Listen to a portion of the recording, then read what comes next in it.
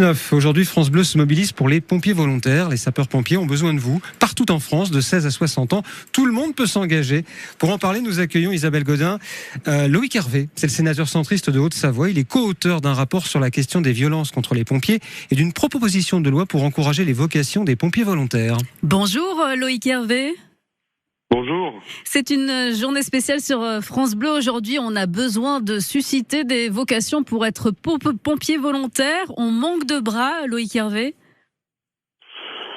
Nous avons un modèle de sécurité civile en France qui est basé à la fois sur des pompiers professionnels minoritaires et sur des pompiers volontaires qui sont très nombreux dans nos départements de Savoie, de Haute-Savoie et qui constituent la masse des personnes capables de répondre aux obligations opérationnelles des pompiers. Et d'ailleurs, pour les citoyens, vos auditeurs, vous ne pouvez pas faire de différence entre un pompier volontaire et un pompier professionnel qui intervient à votre profit, puisque ils sont sous le même uniforme, ils suivent des formations qui sont importantes. Tout à fait. Et donc on a besoin d'énormément de volontaires. Et c'est un modèle qui est fondé sur le volontariat en France. C'est un héritage, c'est quelque chose de très précieux. Donc moi je trouve que c'est important qu'on garde ce modèle-là. Alors justement, où en est votre proposition de loi pour encourager ces vocations ?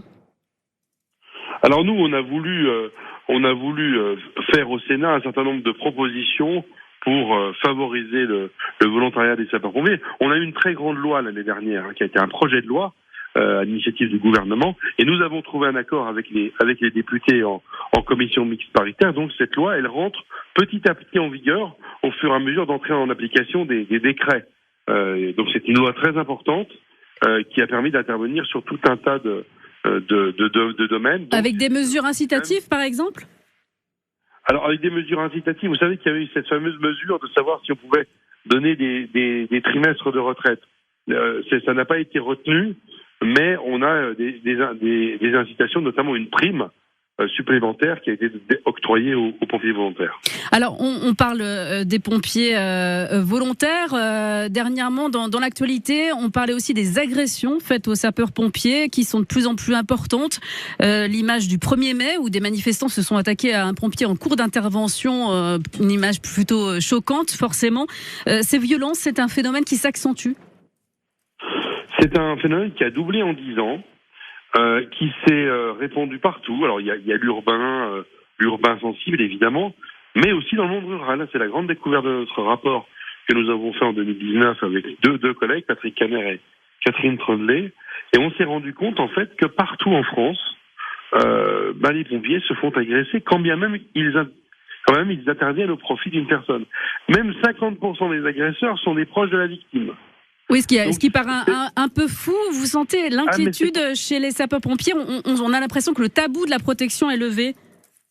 Il y a plus qu'une inquiétude, il y a un ras-le-bol. C'est-à-dire qu'en fait, quand l'image de dimanche 1er mai démontre bien cela.